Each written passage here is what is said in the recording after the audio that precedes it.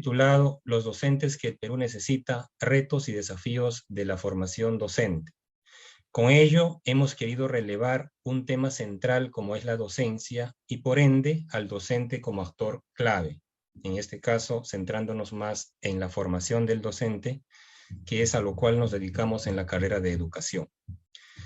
La Semana de Educación es un evento organizado con la participación activa de los estudiantes, que están organizados a través de las delegaturas y de los docentes de la carrera. Todos ellos participan como ponentes, moderadores y también en cuestiones logísticas.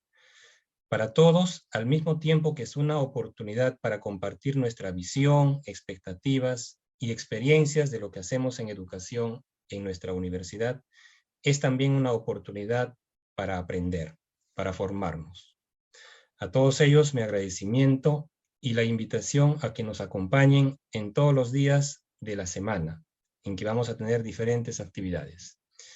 Y ahora, sin más demoras, doy pase a Ivonne Tordoya para que nos presente el evento de hoy. Adelante, Ivonne. Muchas gracias, Alier. Buenas tardes, estimados estudiantes, docentes y público en general. Bienvenidos a todos y de manera muy especial a los ponentes que nos acompañan el día de hoy. El día de hoy daremos inicio a la Semana de la Educación con la mesa de diálogo El Plan Educativo Nacional al 2036, retos y desafíos para la formación docente. Para ello pido a todos los asistentes, por favor, que apaguen sus cámaras para poder observar a la ponente. Mi nombre es Ivonne Tordoya, estudiante del sexto siglo de la carrera de Educación con especialidad en Filosofía y Ciencias Histórico-Sociales. El día de hoy los estaré acompañando como moderadora. El plan educativo contiene la política de Estado en materia educativa y por lo tanto constituye un instrumento que alimenta el Plan Estratégico de Desarrollo Nacional, que toma en cuenta política de Estado y que es un componente del Sistema Nacional de Planteamiento Estratégico. El propósito del plan educativo al 2036 va relacionado a la inclusión y a la equidad. Busca generar espacios educativos que valoren la diversidad de su país y de sus habitantes, enriqueciendo la experiencia de aprendizaje de toda comunidad educativa, convirtiéndonos en puntos de encuentro en los que se combate el perjuicio, la discriminación y se entregan y dialogan tradiciones, visiones y prácticas educativas diferentes. La ponencia central de nuestro evento estará a cargo de Julia Enríquez, coordinadora de la Mesa Interinstitucional de Desarrollo Docente del Consejo Nacional de Educación. Una breve presentación de la consejera Enríquez es que es licenciada en Educación, con maestría en Administración de la Educación por la Universidad Cayetano Heredia y doctorado en la misma especialidad por la Universidad César Vallejo. En Lima ha sido directora de la institución educativa emblemática José María Eguren y del COAR Presidente del Perú. Luego de esta ponencia tendremos una ronda de comentarios a cargo de nuestra egresada de EIB, Novitas Santa Cruz, seguido por la profesora Rosana Mendoza y luego por Luis Guerrero. Al final estaremos con una ronda de preguntas del público asistente. A continuación, le doy el pase al señor Enríquez para su ponencia con un aproximado de 25 minutos. Adelante, Julia. Muchas gracias, Ivonne. Muchas gracias, Alier. En primer lugar, agradecer a la Universidad Antonio Ruiz de Montoya por la invitación a participar en esta Semana de la Educación, donde estarán dialogando sobre diversos temas que coadyuven a la formación de los estudiantes de esta prestigiosa universidad. A todos los asistentes en esta sala virtual, a los estudiantes, docentes, amigos, amigas, invitados, bienvenidos y esperamos tomar las expectativas del día de hoy, toda vez que vamos a compartir las experiencias que venimos trabajando desde la Mesa Interinstitucional de Desarrollo Docente del Consejo Nacional de Educación. Para ello voy a compartir un PPT elaborado especialmente para esta ponencia.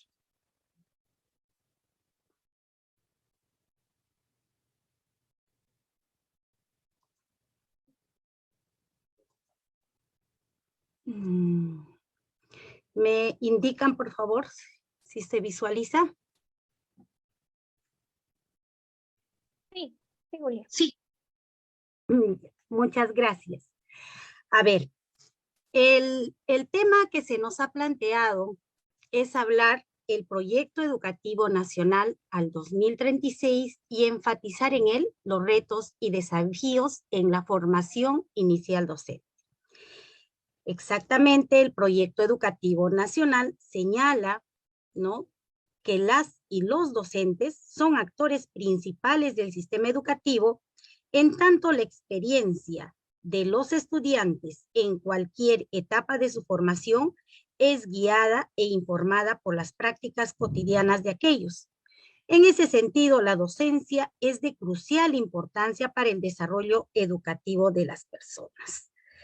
En ese sentido, asegurar que todas las personas que participan de una experiencia educativa cuenten con la guía de un docente solvente que desarrolle de modo efectivo su labor no es una tarea fácil, pero constituye uno de los pilares fundamentales del ejercicio del derecho a la educación. En nuestro país, la Ley General de Educación 28044 sitúa a la formación inicial como uno de los factores que interactúan en el logro de la calidad educativa. Recientemente, otros marcos de referencia, incluyendo los generados por el propio Ministerio de Educación, subrayan la necesidad de fortalecer los sistemas y programas que forman a los futuros docentes. El Proyecto Educativo Nacional al 2036, a partir de los balances realizados a la implementación de políticas educativas en el periodo previo, recoge esta necesidad y enfatiza la importancia de darle centralidad a la formación inicial. Entonces, para empezar, vamos a conocer qué es el Proyecto Educativo Nacional y cuáles son sus componentes. Sabemos que el Proyecto Educativo Nacional es un instrumento de política pública que establece las orientaciones estratégicas de mediano y largo plazo para lograr las finalidades de la educación peruana, es decir, una sociedad que garantiza una ciudadanía plena en la que cada persona y la colectividad en su conjunto pueden desarrollar su potencial como sujetos libres y como sociedad democrática. Nuestro proyecto educativo nacional está centrado en las personas y afirma que éstas aprenden a lo largo de la vida. Y enfatiza en la necesidad de que en los próximos 15 años nos enfoquemos en alcanzar una visión compartida mediante el cumplimiento de 4 propósitos. Entonces, nuestro proyecto educativo nacional tiene como visión que todas las personas en el Perú aprendemos, nos desarrollamos y prosperamos a lo largo de nuestras vidas, ejerciendo responsablemente nuestra libertad para construir proyectos personales y colectivos, conviviendo y dialogando intergeneracional e interculturalmente en una sociedad democrática, equitativa, igualitaria e inclusiva que respeta y valora la diversidad en todas sus expresiones y asegura la sostenibilidad ambiental.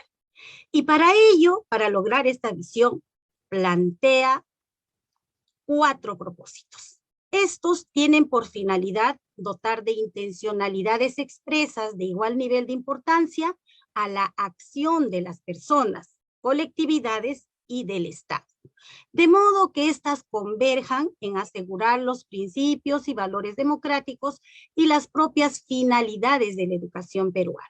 Estos propósitos son vida ciudadana, donde la educación peruana contribuye a que las personas convivamos de manera libre y justa en un Estado de derecho, con sólidas instituciones que garanticen el respeto a la dignidad humana, la igualdad ante la ley y la seguridad, cumpliendo nuestras obligaciones y ejerciendo nuestros derechos individuales y colectivos en una comunidad donde prime la confianza.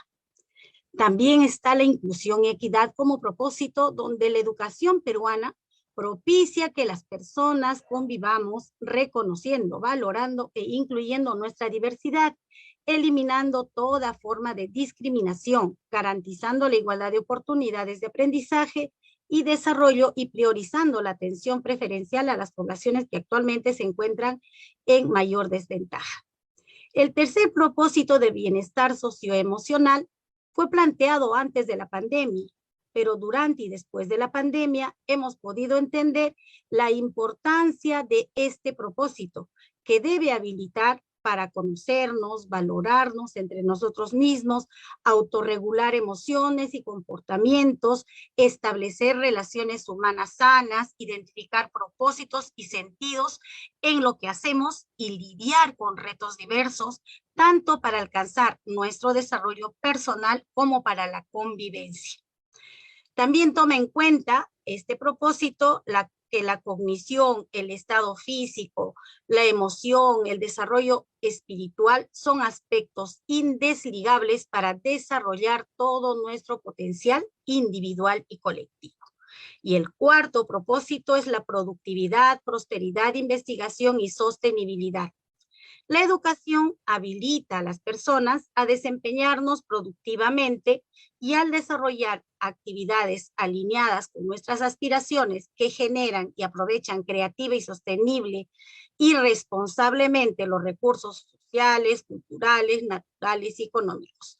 Con ello logramos el bienestar material tanto propio como colectivo. Asimismo, la educación favorece y se nutre de la investigación, innovación y desarrollo para potenciar las oportunidades de desarrollo y prosperidad nacional. Estos son los propósitos.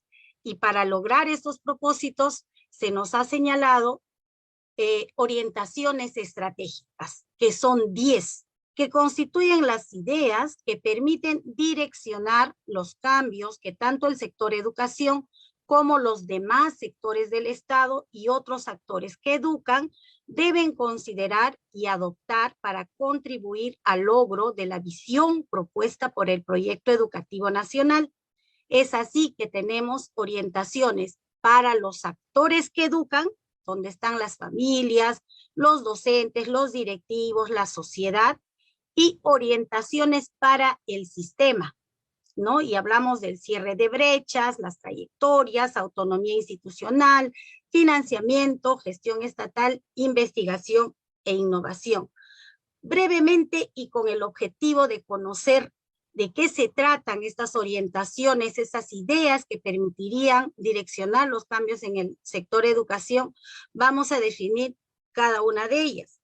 Cuando hablamos de estas orientaciones a las familias, ¿no? Señalamos que corresponde a los integrantes de las familias y hogares brindarse apoyo mutuo, constituir entornos cálidos, seguros, saludables y estimular el desarrollo de cada uno de sus miembros sin ningún tipo de discriminación, así como las buenas prácticas ambientales en el marco de una sociedad democrática. Durante la pandemia hemos visto el rol fundamental de las familias para sostener el sistema educativo. Las familias han entendido lo difícil de trabajar con los niños, niñas y adolescentes y realmente esperamos de que después de la pandemia se haya tenido o se haya recogido alguna lección. La orientación estratégica 2 es el tema que vamos a desarrollar, que está dirigido a los docentes. Y el proyecto educativo señala que los docentes son las personas que ejercen la docencia en todo el sistema educativo, se comprometen con sus estudiantes y sus aprendizajes, comprenden sus diferentes necesidades y entorno familiar, social, cultural y ambiental, contribuyen de modo efectivo a desarrollar su potencial sin ningún tipo de discriminación, desempeñándose con ética, integridad y profesionalismo, despegando proactivamente su liderazgo para la transformación social y construyendo vínculos afectivos positivos. ¿Y qué nos señala en relación a los directivos? Los equipos directivos y otros gestores y actores que intervienen en el proceso de aprendizaje facilitan y conducen experiencias educativas con profesionalismo, compromiso y comprensión de las necesidades de estudiantes, docentes, personal administrativo y sus entornos. Ahora los directivos ya no solamente tienen la función administrativa, sino se señala el liderazgo pedagógico y la importancia de su participación, no solo en generar condiciones de infraestructura, sino también de hacer el monitoreo y acompañamiento de la práctica docente. En relación a la sociedad, ¿no? Esto creo es algo ya que nosotros conocemos, comprendemos que la participación de las organizaciones sociales, empresas, medios de comunicación y comunidades asumen su responsabilidad por la educación de las personas, aportando con sus acciones a una convivencia democrática y sostenible. Esta es una orientación y corresponde a nosotros ver si realmente se está dando, no se está cumpliendo, qué es lo que está pasando en nuestra sociedad, y probablemente de allí pues surgirán muchos desafíos en nuestra formación. Y para el sistema, ¿qué nos dice estas orientaciones? ¿No? Nos habla del cierre de brechas. El sistema educativo asegura que todas las personas, particularmente las poblaciones en situación de vulnerabilidad, aprendan a lo largo de sus vidas gracias a experiencias educativas diversificadas, pertinentes, oportunas, articuladas e inclusivas, haciendo posible el acceso y uso competente de las tecnologías disponibles. Aquí, durante la pandemia y antes de la pandemia, hemos hablado de las brechas existentes en nuestro país, que en muchos casos son tan abismales unas de otras. Durante la pandemia, esto se nos ha develado ante los ojos, no solamente de nuestra sociedad peruana, sino en el mundo, la necesidad de trabajar en este cierre de brechas. Otra orientación estratégica para el sistema son las trayectorias, ¿no? Es decir, que el sistema educativo promueve y certifica los aprendizajes logrados dentro o fuera de la escolaridad y brinda trayectorias diversas y flexibles a lo largo de la vida de las personas. También nos habla acerca de la autonomía institucional. Las instituciones educativas de todo el sistema deben operar con autonomía dentro de un sistema articulado, descentralizado, moderno, flexible, libre de violencia, segregación y discriminación, con una supervisión estatal independiente de los supervisados y que asegure el derecho de las personas a una educación de calidad. Las universidades siempre hemos exigido, ¿no?, la autonomía institucional, y esto pues nos invita a pensar y repensar qué se está haciendo precisamente por lograr.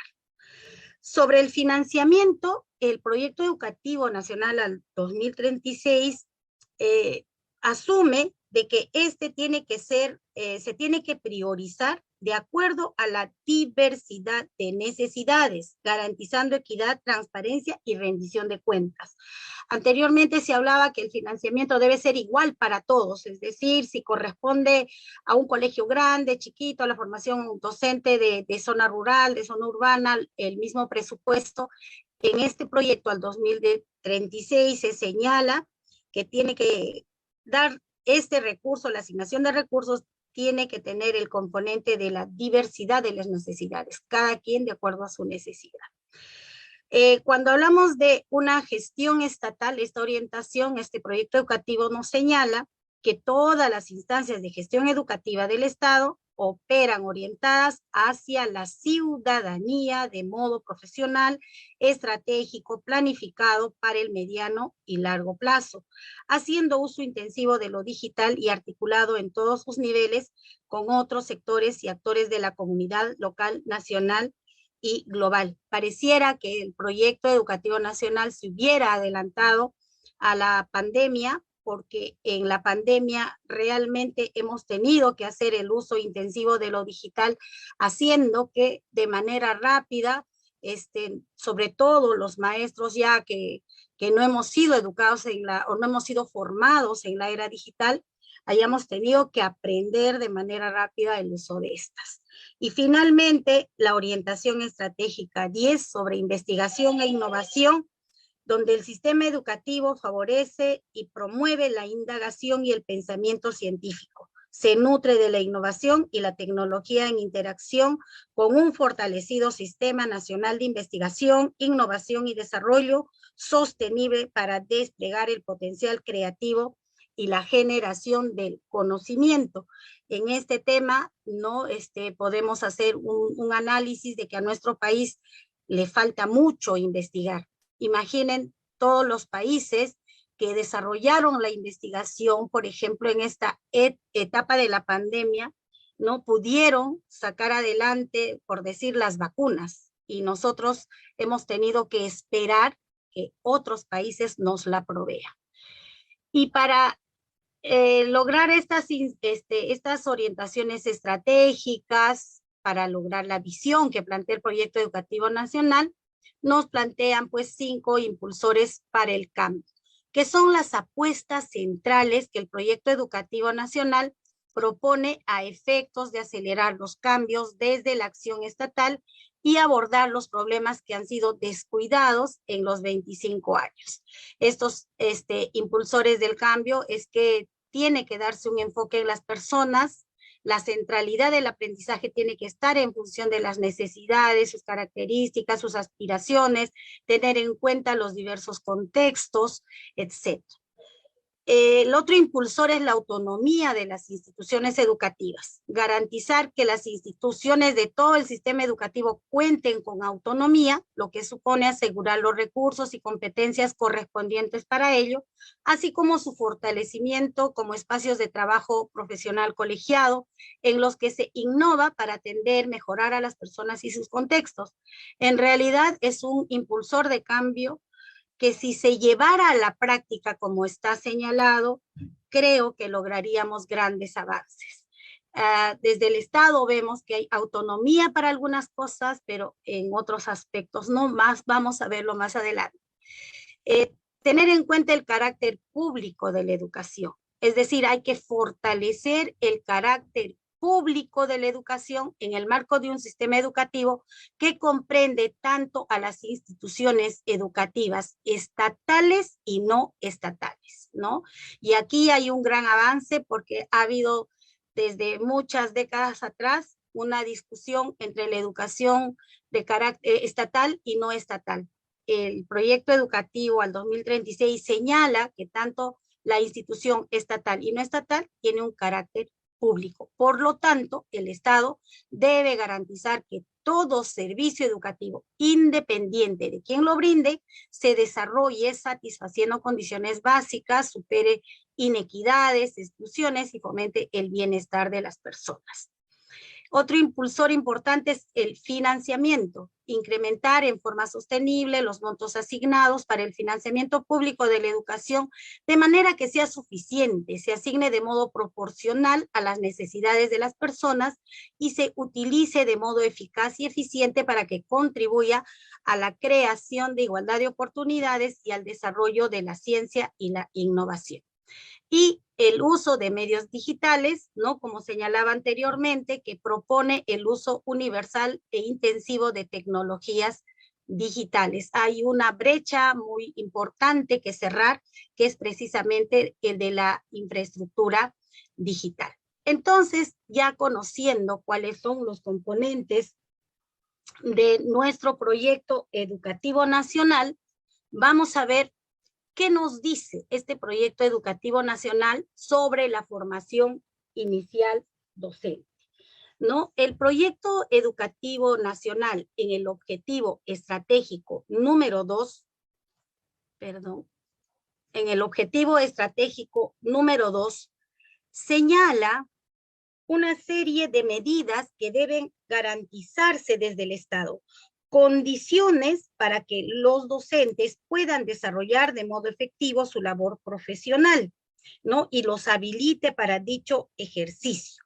Entonces, ¿qué debe hacer el Estado?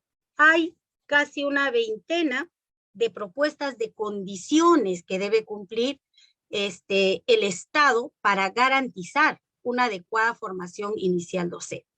De estas hemos recogido 2, ¿no? Con las cuales hemos venido abordando el trabajo en la mesa, y es esta orientación estratégica 2 en el inciso I, señala priorizar, es decir, el Estado debe priorizar la formación inicial docente para la educación básica y orientarla hacia el desarrollo socioemocional, la curiosidad por comprender los procesos de aprendizaje, los saberes de diversas disciplinas, así como el cultivo de la autonomía y el actuar personal responsable, considerando las distintas necesidades según el ciclo de vida en el que se encuentran sus estudiantes, sus lenguas y culturas, así como aquellas originadas en otras circunstancias.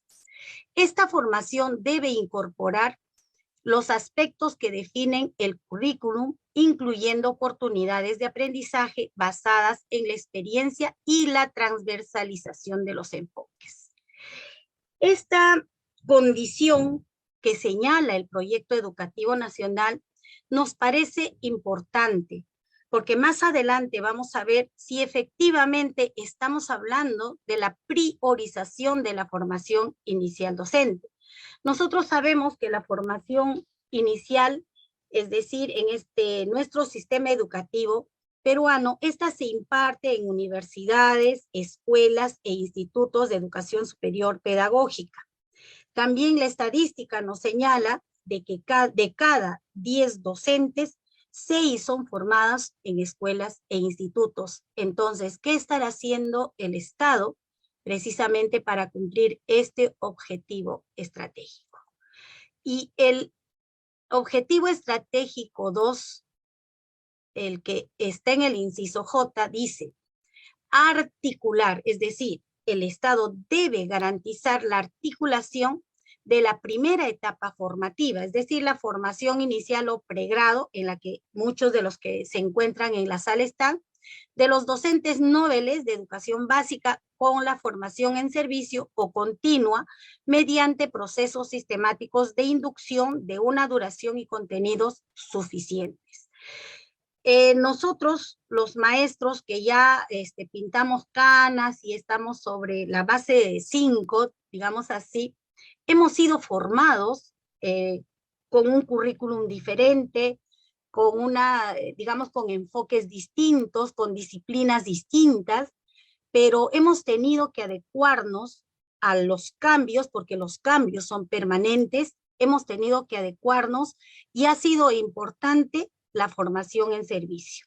Entonces, es indisligable la formación inicial y la formación en servicio. Es decir, el Estado debe garantizar que la formación inicial y la formación en servicio se den de manera articulada.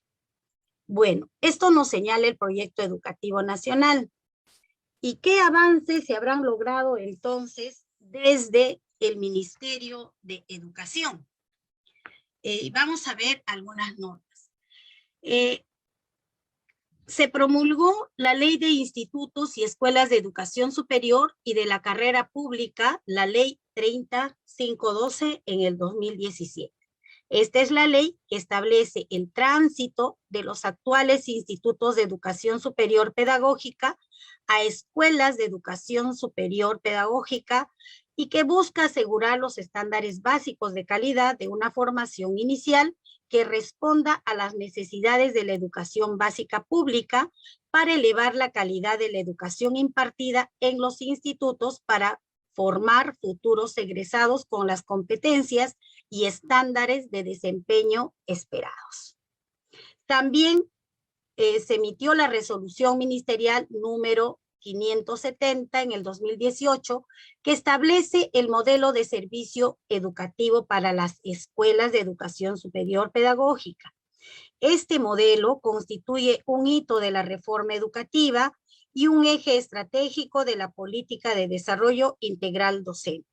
Las escuelas, de acuerdo a esta resolución, deben tener una nueva y mejor organización a partir de componentes pedagógicos y de gestión institucional a fin de que brinden una formación altamente especializada a los futuros docentes y docentes en ejercicio. Este nuevo modelo promueve el desarrollo personal, la identidad profesional de los docentes, el desarrollo de competencias para la investigación aplicada e innovación pedagógica, así como para las prácticas pedagógicas orientadas a resolver problemas en contextos reales sobre aprendizajes formales de los estudiantes. Entonces, este modelo que está enmarcado en la Ley 30512, ¿no? Contribuye con el proceso de revaloración profesional y social docente, haciendo más competitiva y atractiva la carrera docente. Luego hemos tenido la implementación desde el 2010, 2012, luego el 2020, la implementación de los nuevos diseños curriculares básicos nacionales, que fue un giro muy importante para todas las instituciones de educación superior pedagógica o las escuelas superiores pedagógicas, ¿no? En nuestra mesa de desarrollo docente hemos abordado, o estamos abordando, porque este año lo hemos designado y lo hemos determinado así, el conocer los avances, los factores, limitaciones de las escuelas e institutos, quedando como una tarea pendiente luego el abordar el de las universidades. Y a través de este evento, ojalá podemos despertar esa inquietud y con las universidades que está pasando, ¿no? También tenemos entonces en esta línea el Decreto Supremo número 010-2019, que establece los 5 componentes básicos de calidad, y el Decreto de Urgencia 17, que suspendió el licenciamiento, pero incorporó 2 componentes. ¿Cuáles son las condiciones básicas de calidad? ¿No? Para poder licenciarse, los institutos y pasar a ser escuelas, ¿no? Tenían que, en la gestión institucional, demostrar coherencia y solidez organizativa con la propuesta pedagógica. La gestión académica y programa de estudios pertinentes deberían estar o deben estar alineados a las normas que para dicho efectos el Minedu establezca. La infraestructura física, ambientes, equipamiento y recursos para el aprendizaje de acuerdo a su propuesta pedagógica, garantizando condiciones de seguridad, accesibilidad y habitabilidad. La disponibilidad de personal directivo, jerárquico y docente idóneo y suficiente, con no menos de 20% de docentes a tiempo completo. En el caso de las escuelas técnicas y pedagógicas, los docentes encargados de desarrollo del eje curricular o actividades de investigación de los programas de estudios, respectivamente, deben contar con el grado de maestro. También la previsión económica y financiera compatible con los fines de los institutos superiores y las escuelas públicas y privadas, así como con su crecimiento institucional que garantice su sostenibilidad. Decía también que el Decreto Supremo 017, que suspendió el licenciamiento, ese mismo decreto incorporó 2 condiciones básicas, ¿no? El desarrollo de las líneas de investigación y la existencia de servicios educacionales complementarios básicos, servicio médico, social, psicopedagógico u otros, y mecanismos de intermediación laboral.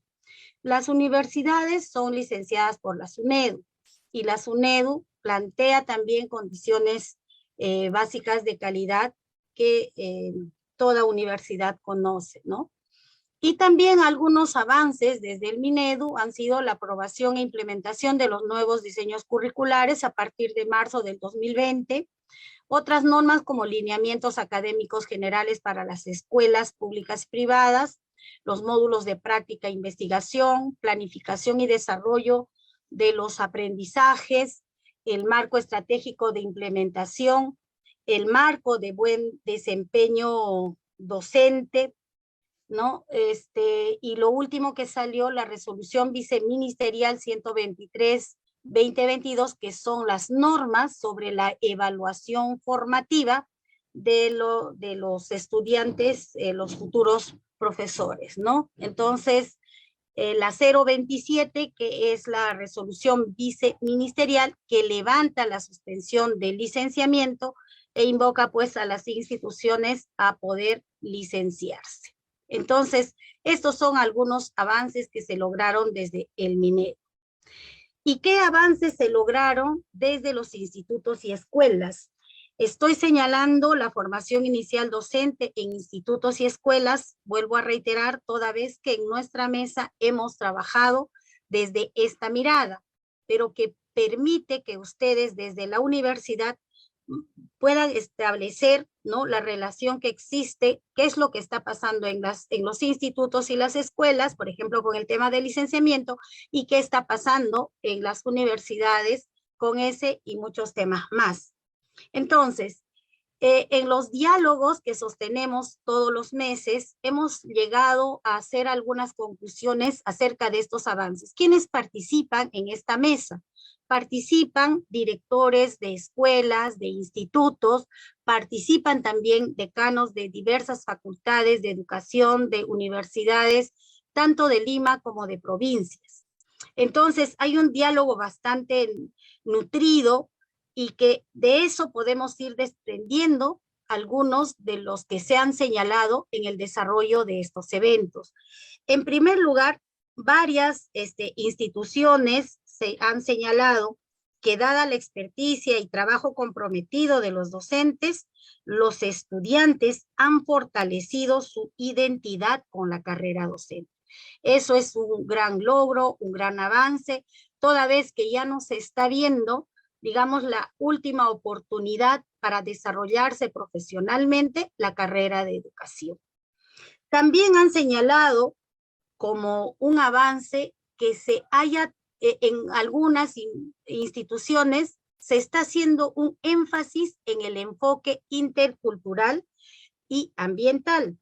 Esto porque tienen estudiantes procedentes de comunidades nativas, ha obligado, o zonas altoandinas, quechohablantes, y ha obligado pues a crear, por decir, carreras de educación intercultural bilingüe, como la que ustedes también tienen.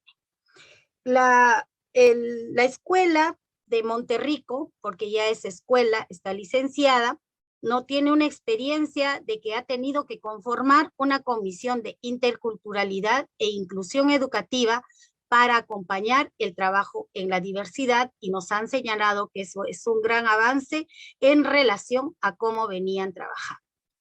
Un avance también ha sido el proceso de licenciamiento que obligó a todas las instituciones a ordenarse, cambiar los aspectos pedagógicos, se ha focalizado mucho la investigación y la innovación.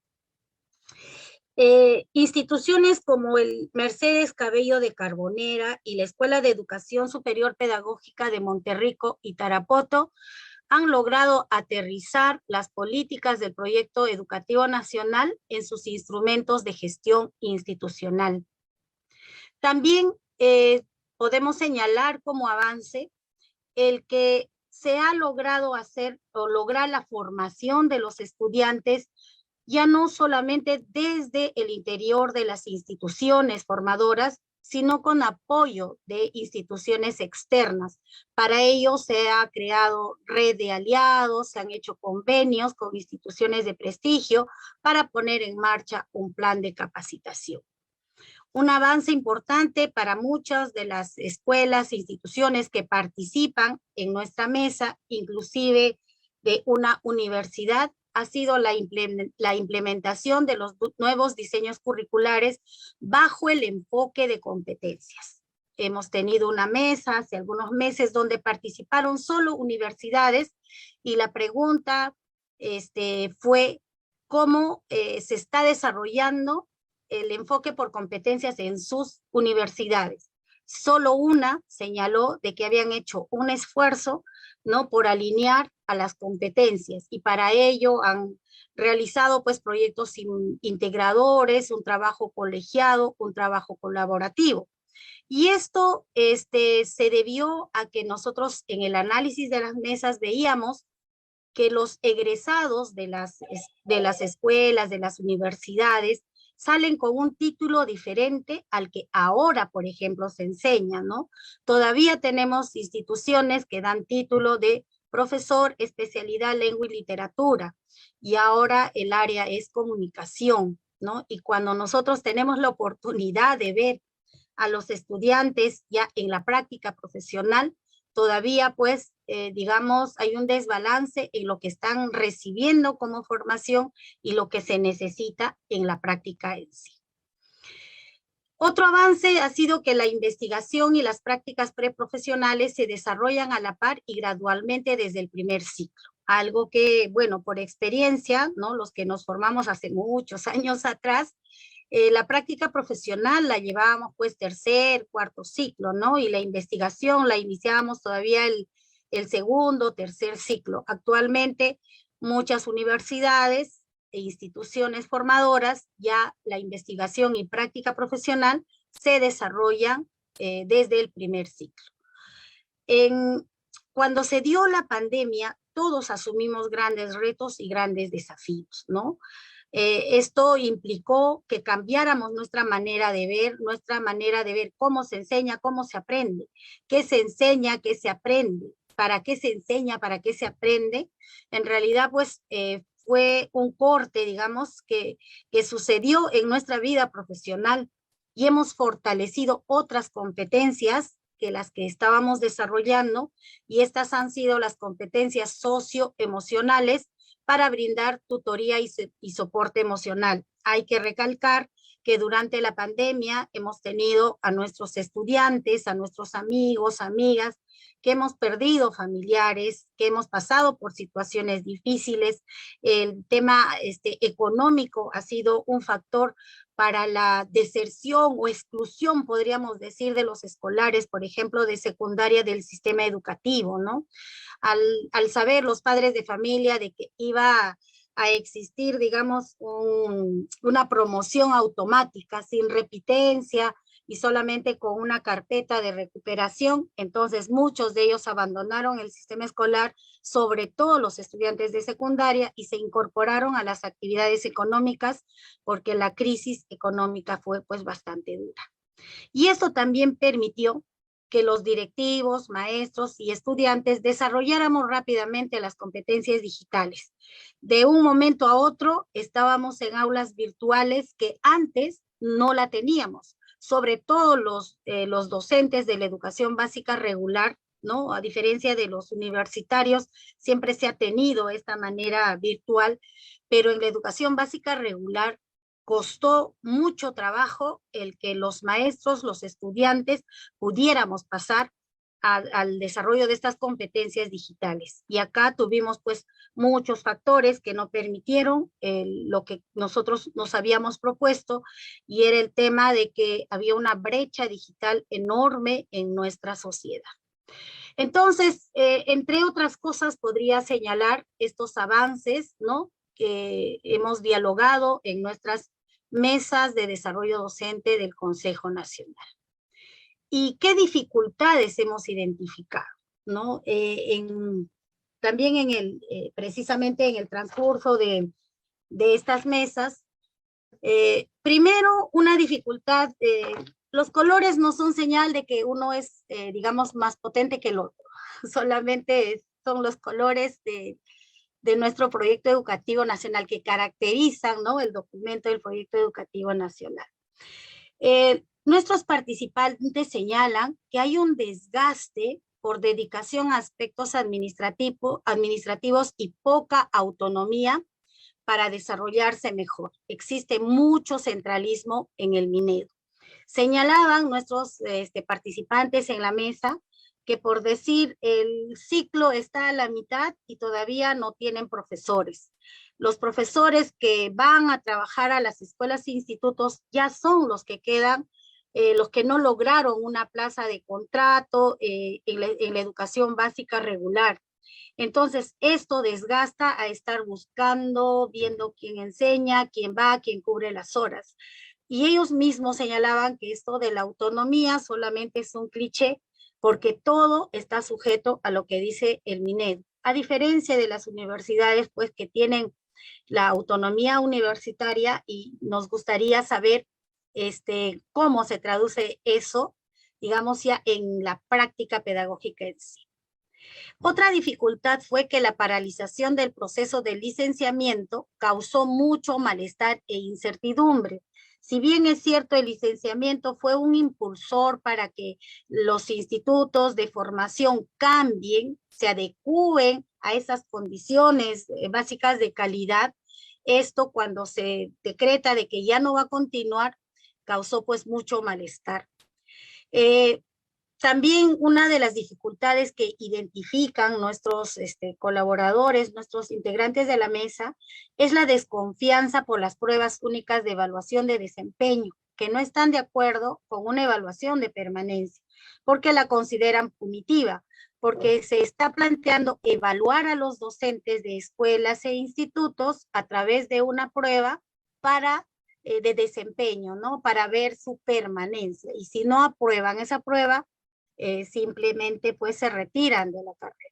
A diferencia de las universidades, pues que tienen otro enfoque de la evaluación de desempeño, donde inclusive participan los estudiantes.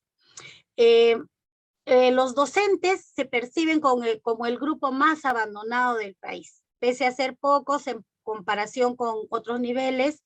Recientemente se ha mejorado en algo el ingreso económico de los docentes de estas instituciones formadoras, porque representaba el 60 o el 70% del sueldo que percibe un profesor de EBR. Entonces, pues no había, digamos, una relación en el trabajo de investigación, todo el trabajo que desarrollan en formar docentes con lo que percibían como estímulo económico.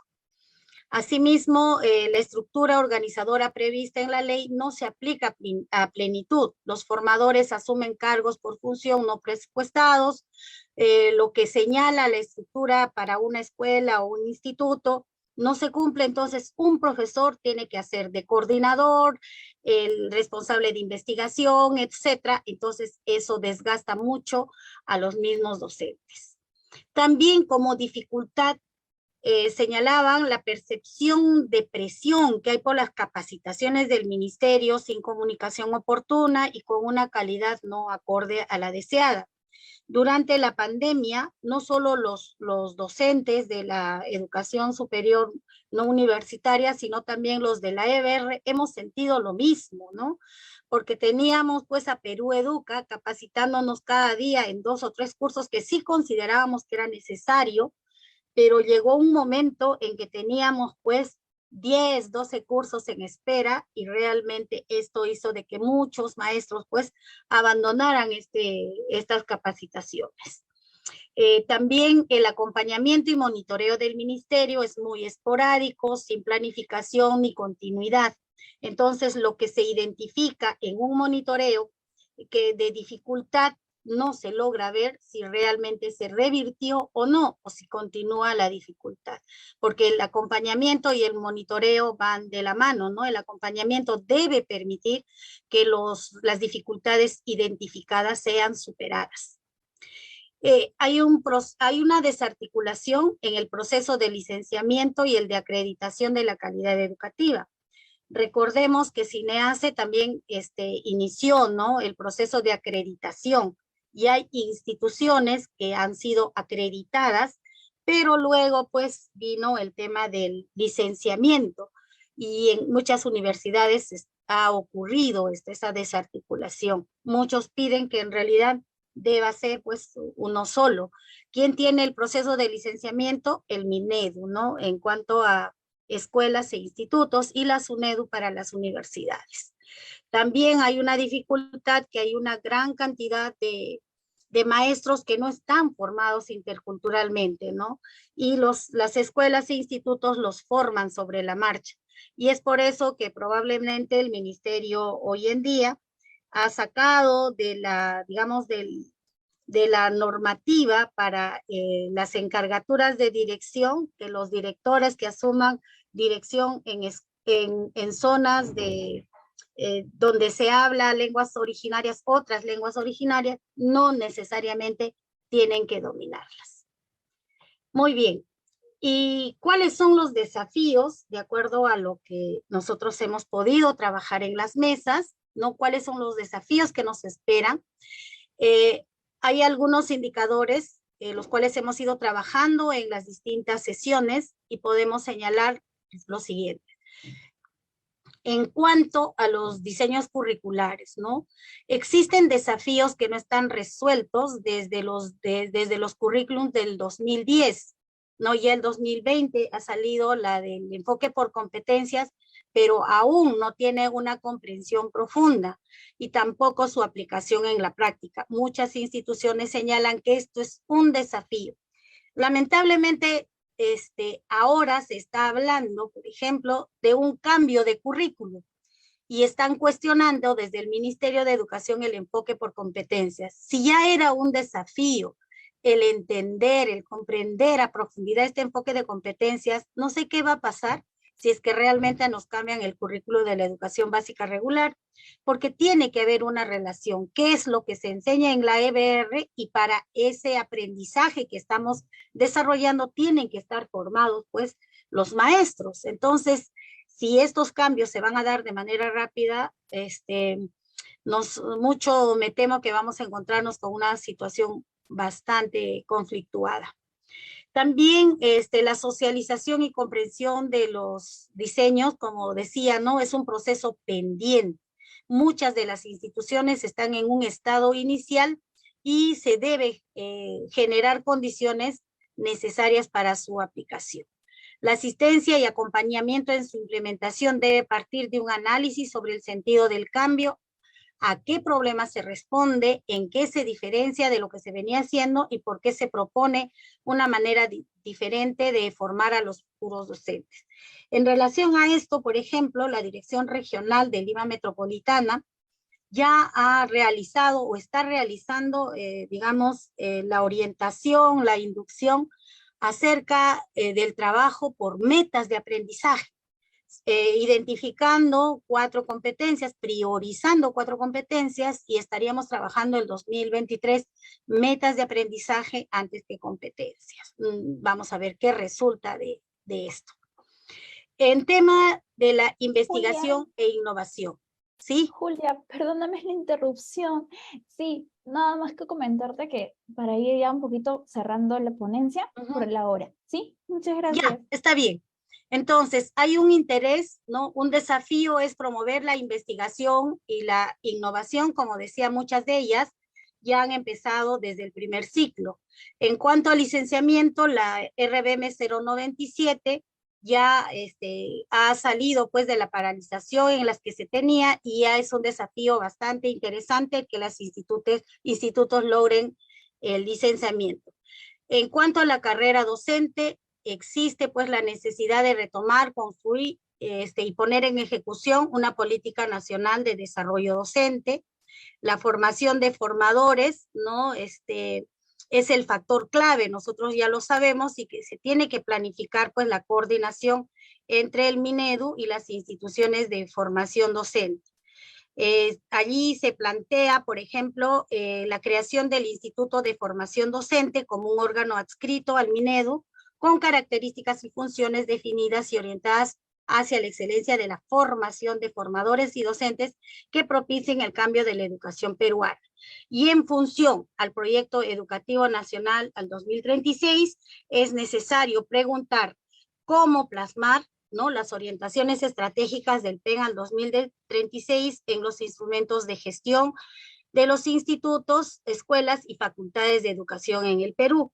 Y aquí, lo último, para ir cerrando, es necesario hablar del financiamiento público en el sector educación. No tenemos muchos datos acerca de cómo está el financiamiento público o el gasto público en educación por alumno en la formación inicial docente, pero estamos desarrollando desde la comisión y la mesa un trabajo que podría ir adelantando porque todavía no está concluido y nos señala, tomando como fuente el CIAF y el censo escolar del Ministerio de Educación, que el gasto público en educación por alumno, formación inicial docente a nivel superior no universitaria, ha decrecido del 2018 al 2021 de 6.238 soles a 4.865.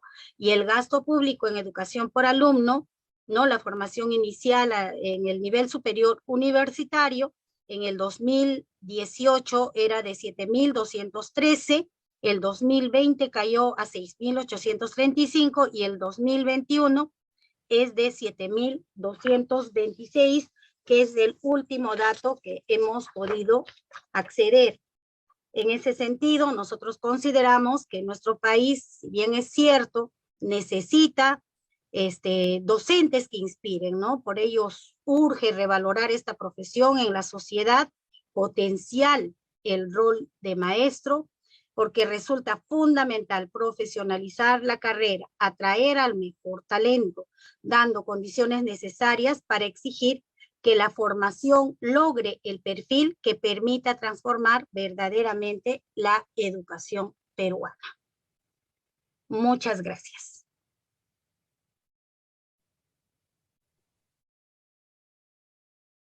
Agradecemos a la señora Enríquez por su presentación, que nos ha permitido tener un acercamiento al PEN 2036 y lo que implica para la docencia formación docente. A continuación iniciaremos la ronda de comentarios que nos permitirá ampliar, complementar y conocer desde otras miradas la experiencia del PEN al 2036. Asimismo, se le pide a los asistentes ir colocando sus preguntas por el chat de la reunión, las cuales serán respondidas al finalizar la ronda de comentarios. Ahora daremos frase a la profesora Rosana Mendoza. Rosana es magíster en Política Social, Convención en Promoción de la Infancia de la Universidad San Marcos.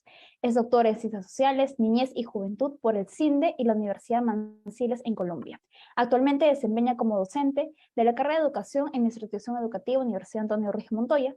Adelante, profesora Rosana, por un tiempo de 10 minutos. Buenas tardes con todas y todos. Muchas gracias por la invitación. Gracias a la maestra Julia por compartirnos esta información tan importante.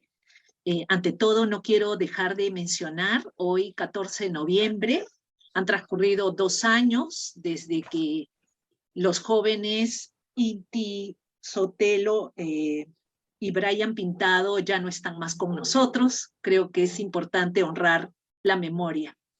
Yo quería alcanzar 4 puntos en relación a esta exposición que nos ha compartido la maestra Julia, que espero sea interesante. Uno primero es una reflexión en torno a las políticas, a la política nacional, que es este PEN a largo plazo, como bien se nos ha señalado, al 2036, y cuál es la relación que existe entre esta política nacional y las políticas de corto plazo.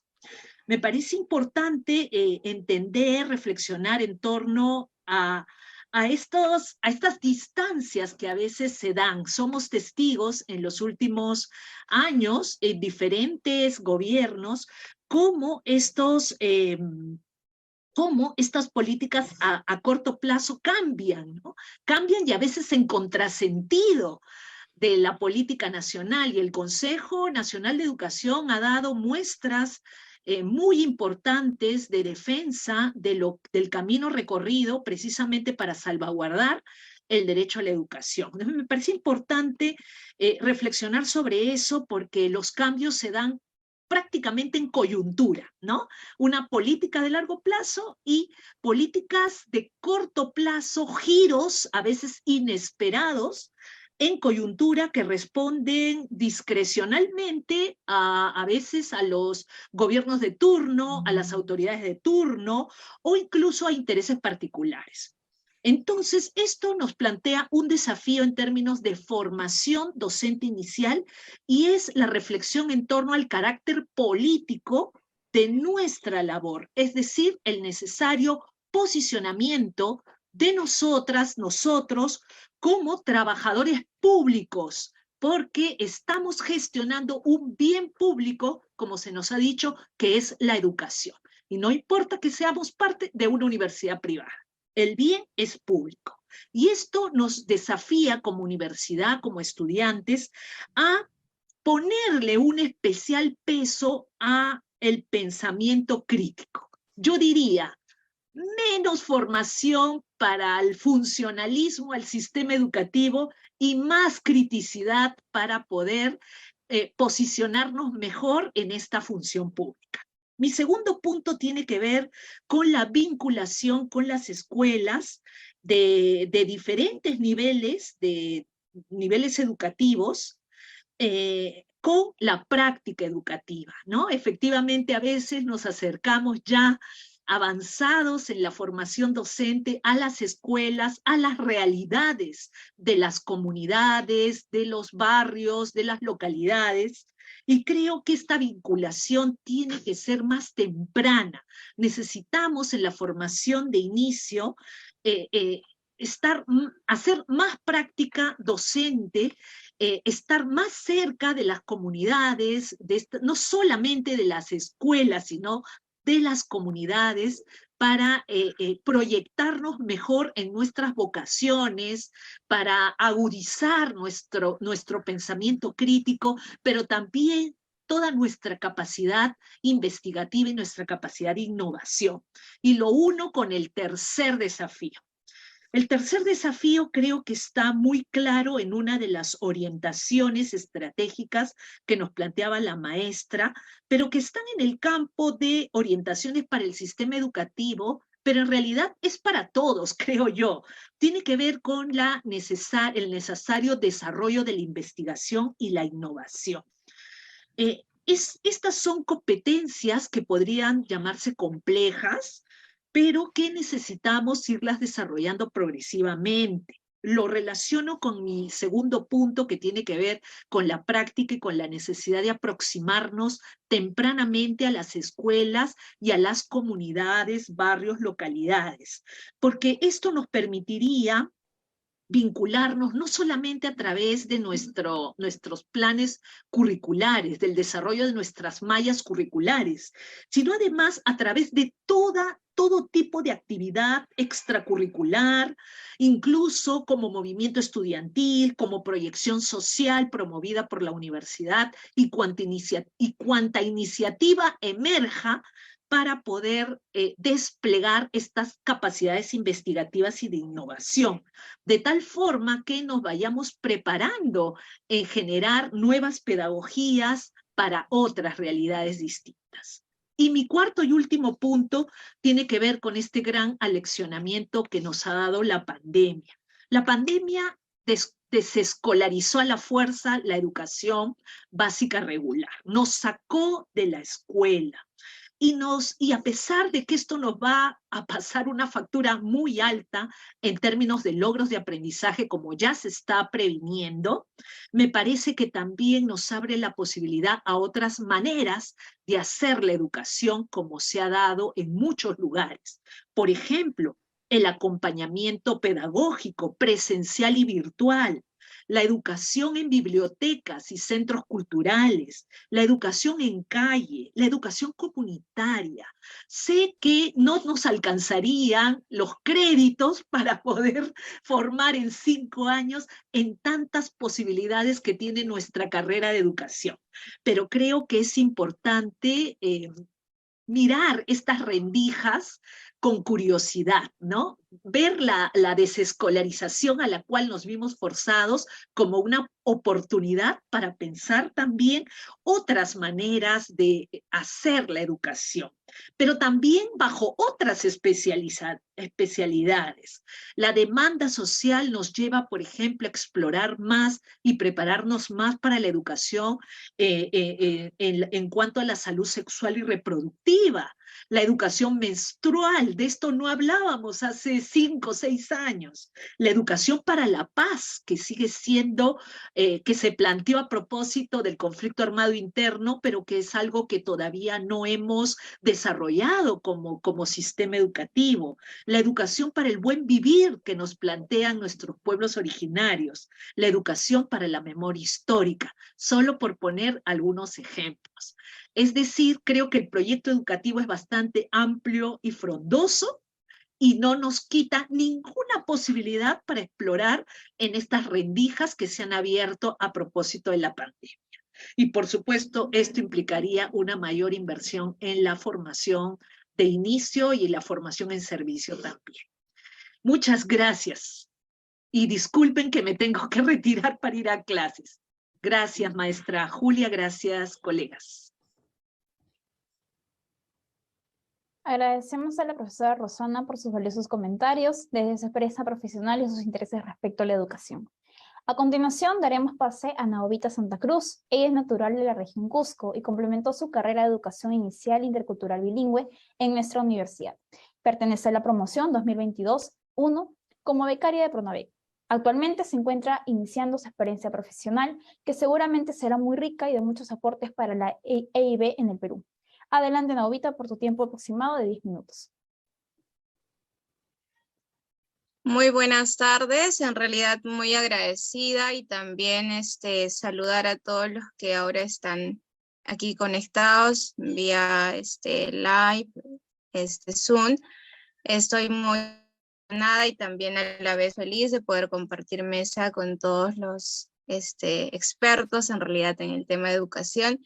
Si bien ya lo mencionaste, me estoy iniciando recién en mi carrera, soy ya egresada de mi casa de estudios, pero bueno, ahora vengo también un tanto a compartir lo que ya se está teniendo dentro del conversatorio que hoy nos reúne, ¿no? En el primer día de la Semana de Educación, en lo que es los docentes, que el Perú necesita, retos y desafíos dentro de la formación docente, la cual es tarea, creo, de todos los presentes aquí, que también son colegas o futuros colegas, ¿no?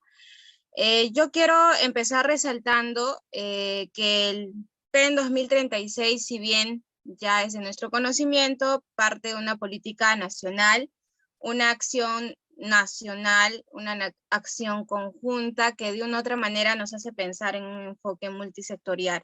Con eso que quiero decir que esta es una tarea de todos, de una u otra manera que nos involucra como docentes, prioritariamente, pero también como padres y como sociedad en su conjunto, ¿no? Entonces yo quiero partir resaltando la orientación estratégica 2 de las 10 que existen, donde prácticamente se nos remarca a nosotros como docentes, como desarrolladores del potencial de cada estudiante. Cuando hablamos del potencial de cada estudiante, nos referimos un tanto a todo lo que ya ha ido mencionando Julia, también Roxana, en cuanto a mencionar, ¿no?, que el niño va a ser el principal protagonista del salón de clase. Además, con su propia particularidad, sin tener que quizás desestimar todas estas habilidades propias que cada uno trae al aula, ¿no? A partir ya, como mencioné y reitero, de esta formación inicial que reciben en la casa y también en la sociedad donde está inmerso.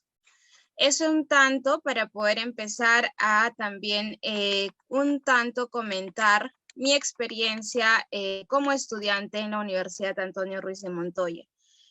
Mencionar que somos un grupo quizás pequeño de EIB, Educación Intercultural Bilingüe, inicialmente como especialistas quizás en quechua, collao y chanca, que ahora también ya tiene la Casa de Estudios estudiantes de otras lenguas amazónicas, donde de una u otra manera también incluyo a los demás compañeros que no son de la especialidad.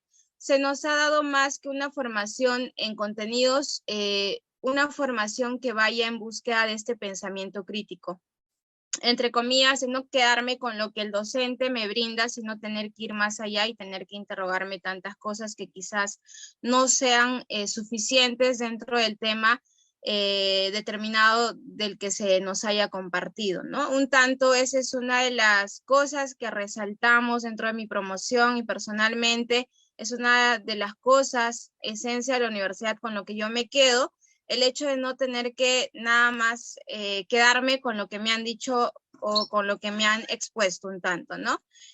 También referir que dentro de las actividades extracurriculares, dentro de la universidad, un tanto lo que se nos ha invitado es a estas interrelaciones entre compañeros de otras carreras, tales que han significado muy enriquecedoras, dado que también no solamente nos conocemos entre estudiantes, entre comillas, de EIB, sino también estudiantes de otras carreras que también presenta la universidad, ¿no?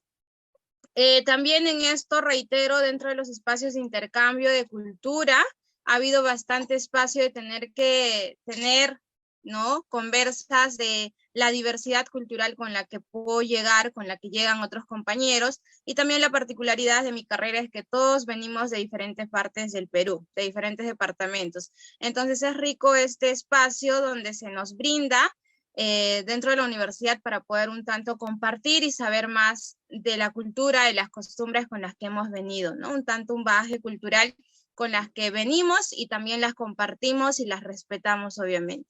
Es un tanto dentro de la experiencia como estudiante de la universidad y también quiero cerrar quizás esta parte un tanto trayendo todo lo que ya mencionó Julia, citando a Camargo y Manrique, que también han analizado este tema del PEN 2036, ¿no? Y la pregunta que también hace un rato surgía, ¿para qué educar? ¿Para qué nosotros formarnos como educadores más allá de dar contenidos, ¿no?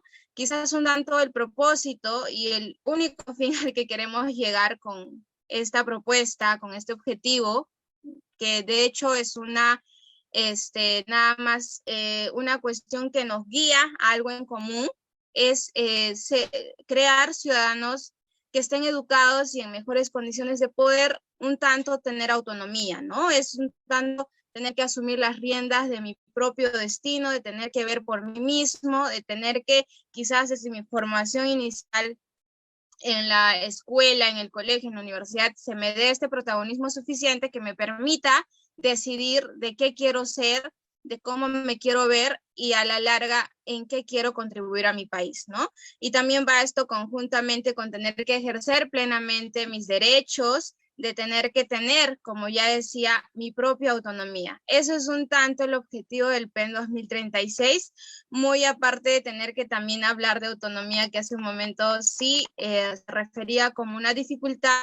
Este es un tanto una cuestión que se debe comenzar a formar, si bien es cierto un objetivo a largo plazo, pero desde la formación inicial de los chicos, ¿no? Desde la educación inicial, primaria y todos los niveles que luego conlleven. Y bien, yo quiero cerrar remarcando que el PEN 2036 de cierta forma llega a tener que calar en lo que queremos llegar también con la palabra interculturalidad.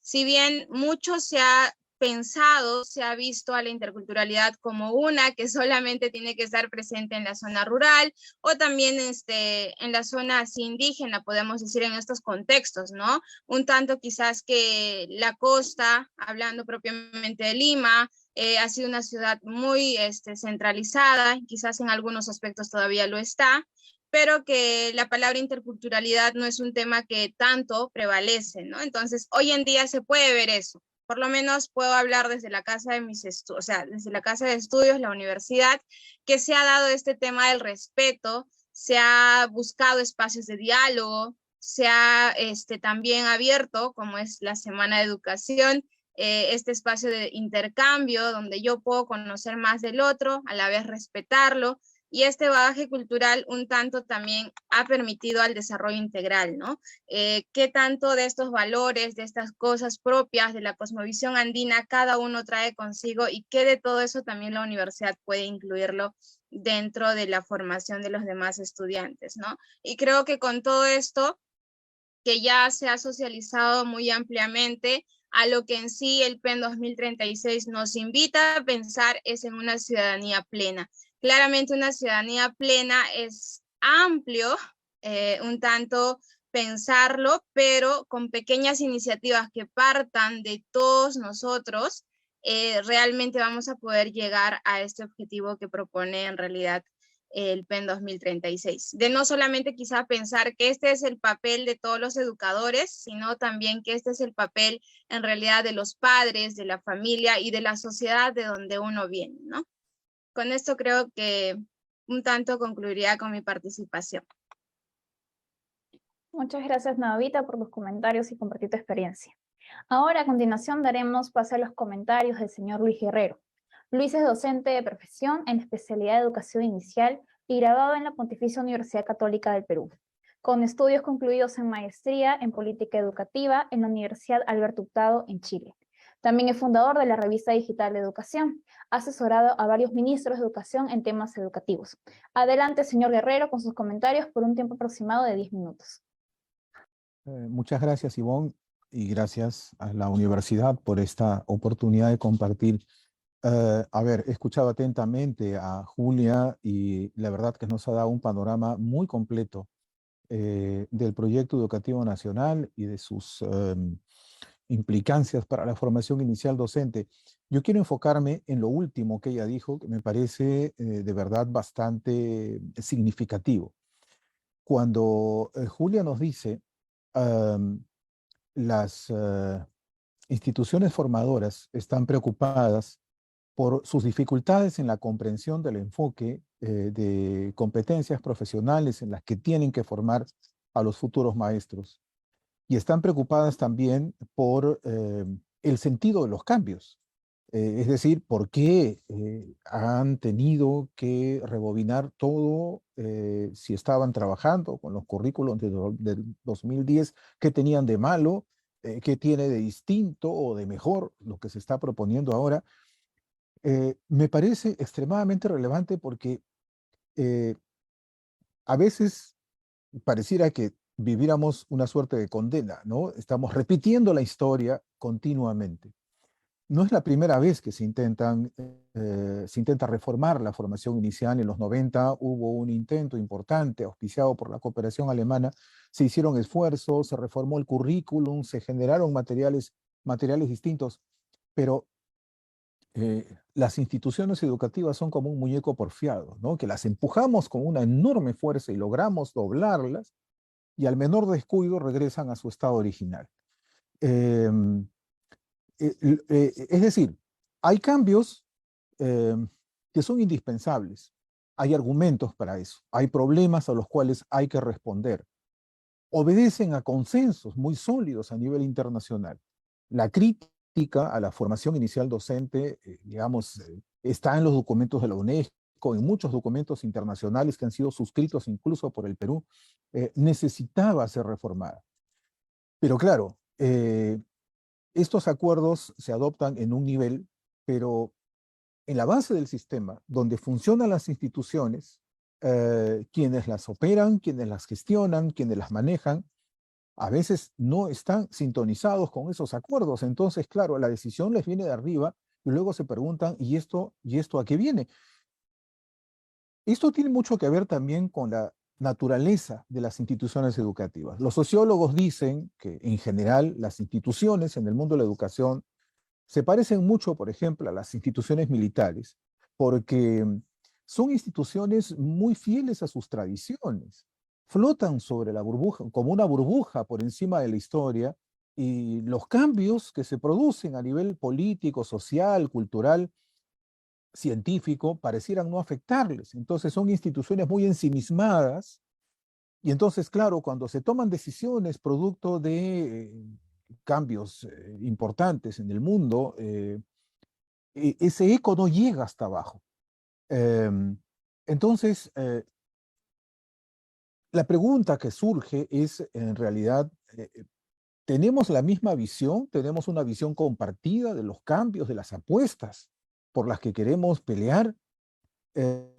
Estamos en los últimos 30 años en particular, desde la década de los 90 hasta aquí, junto con muchos países, apostando por un cambio de fondo en los sistemas educativos, en el sentido de la educación, pero es muy difícil porque aparentemente todos estamos de acuerdo en la necesidad del cambio, pero cada uno tiene una imagen distinta del cambio que queremos lograr. ¿Por qué la docencia tiene que ser otra hoy? ¿Por qué la educación que se imparte en las escuelas tiene que ser absolutamente distinta de la que recibimos nosotros y nuestros padres y nuestros abuelos? Pareciera que eso no está claro. Entonces, ahí hay una primera preocupación porque, en efecto, esto no es un tema técnico. No es cuáles, digamos, los procedimientos didácticos que hay que elegir ahora para trabajar competencias. No, tenemos que ponernos de acuerdo en por qué la docencia no puede seguir siendo la misma. ¿Por qué la relación con el conocimiento ha cambiado de una manera drástica?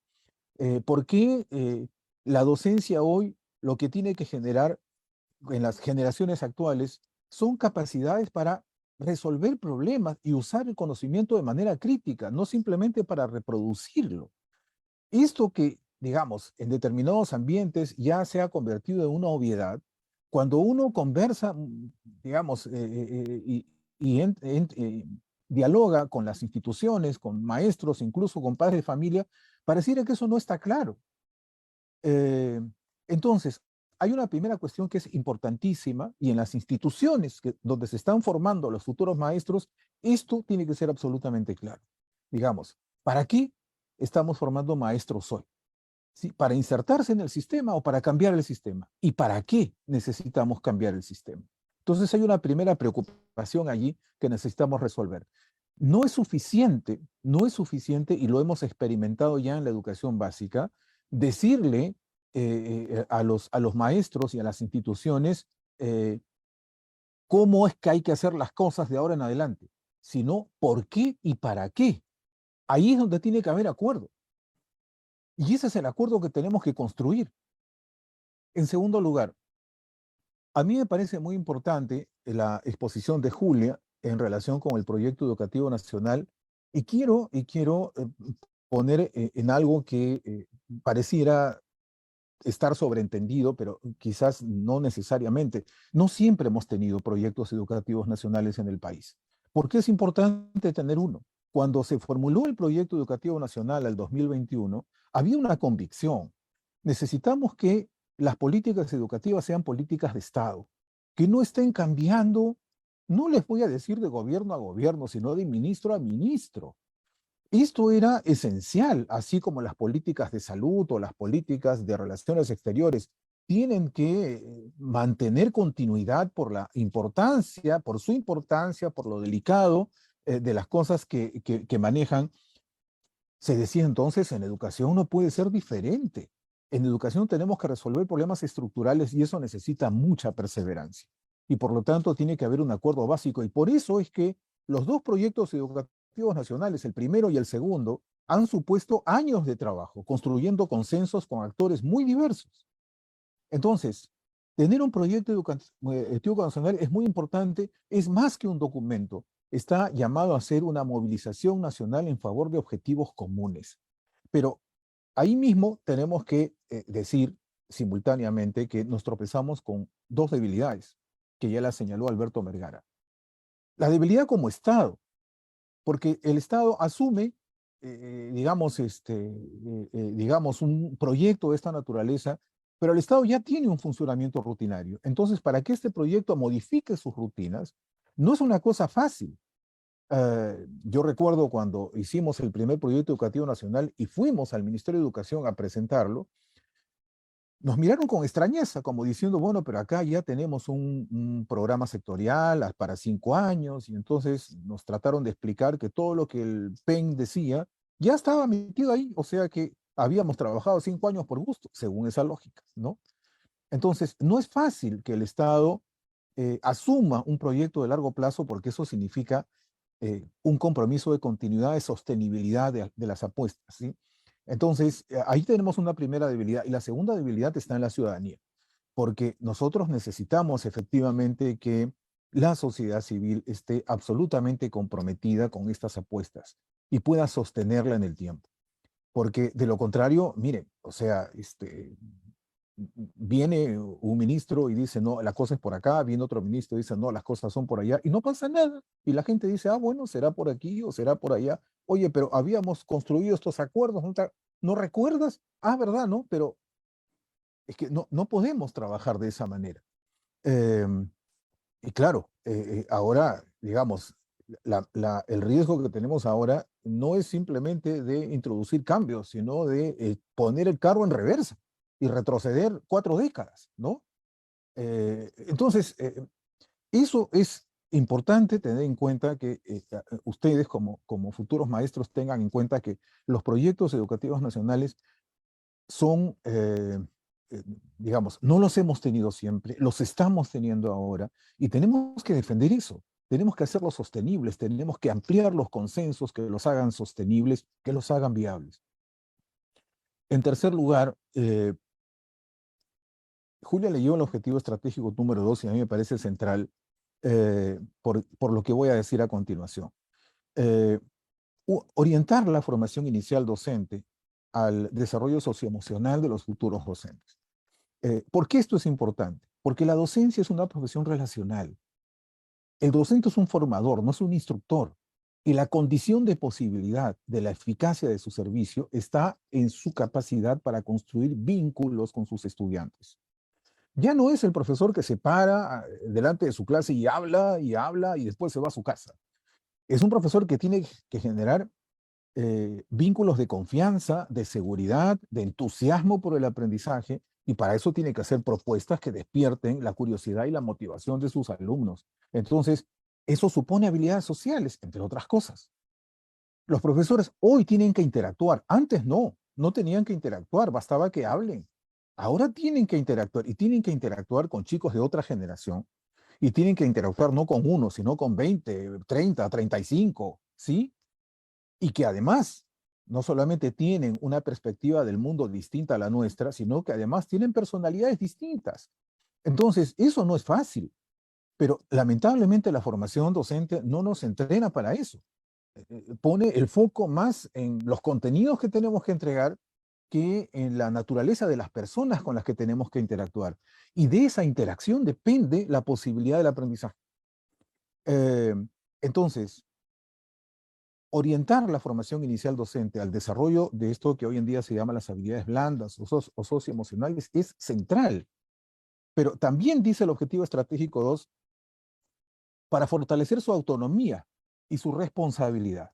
Ya, esas palabras pueden parecer, digamos, un lugar común, pero no lo son, porque la autonomía del docente, miren, todos los profesionales, en todas las profesiones, se trabaja con autonomía. No viene alguien de afuera a decirle al médico qué tiene que recetarle a su paciente. No viene alguien, ¿qué les puedo decir? Pues al sastre a decirle cómo tiene que hacer el traje si él ya tomó medidas al cliente. Pero pareciera que al profesor sí, pueden venir desde afuera a decirle cómo tiene que hacer su trabajo y el profesor se tiene que cuadrar. Entonces, la autonomía es autonomía profesional. El docente tiene que estar preparado para tomar decisiones en función de las necesidades de sus estudiantes porque ellos son los usuarios de su servicio. Pero no ocurre así. Entonces, por eso me parece central lo que dice este objetivo estratégico. Y lo otro dice la responsabilidad. También el concepto de responsabilidad puede parecer un lugar común. Pero miren ustedes, normalmente, o sea, estamos configurados de tal manera en el sistema educativo que los profesores no asumen responsabilidad por sus resultados. Porque claro, digamos, si el chico sale mal, será pues problemas que tiene en la casa, o porque no ha comido bien, o por, no sé, por X factores, ¿no? Sociales, familiares, absolutamente extraescolares. Cuando en realidad, más allá de los condicionamientos a favor o en contra que puedan tener en sus entornos y en sus contextos, en última instancia, la responsabilidad de su éxito está en nuestras manos. Y esto está estudiado, no es una opinión mía. Los factores internos pesan más que los externos. Entonces, tenemos que ejercer la docencia con absoluta conciencia de responsabilidad por las decisiones que adoptamos, porque eso va a impactar en los chicos, en las chicas que formamos. Y tenemos que asumir nuestros éxitos y nuestros fracasos y mirarnos constantemente en el espejo para autocorregir. Ahora, para lograr estas cosas, una cosa que me parece que es clarísima, que tenemos nosotros que tener en cuenta, es lo último que quiero decir, es que lograr estas cosas supone enfrentar muchos dragones. Y creo que ustedes deben de saberlos. No basta con querer hacer algo o considerar algo como muy, muy deseable para que se pueda hacer.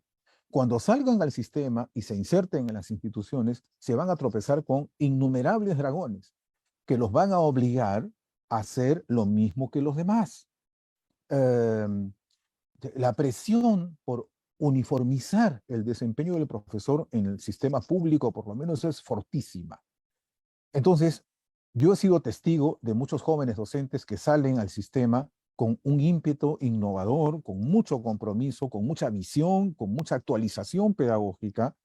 No duran 2 o 3 meses y tienen finalmente que subordinarse a las prácticas habituales de la institución, porque de lo contrario no son aceptados y viven la experiencia del rechazo. Entonces, estas cosas no son fáciles de lograr porque en realidad hay una cosa que se llama cultura escolar.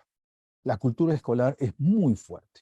La cultura escolar ancla raíces en el siglo XVIII, en el siglo XIX, y está metida en la sangre. Estos dragones de los que hablo, muchos de ellos están afuera y varios de ellos los tenemos adentro, ¿sí? Porque muchas maneras de actuar están absolutamente naturalizadas. Nosotros tenemos como referente de lo que es una buena docencia las que hemos experimentado cuando hemos sido escolares o cuando hemos estado en la educación superior, y nosotros estamos retados ahora a transformar esos roles. La vocación por la uniformidad, la pedagogía directiva, controladora, el combate a la autonomía de los estudiantes, la penalización del error, esas cosas están inscritas en la cultura escolar y son obstáculos para la autonomía en el desempeño del profesor, para el logro del tipo de aprendizajes que hoy en día las generaciones actuales necesitan.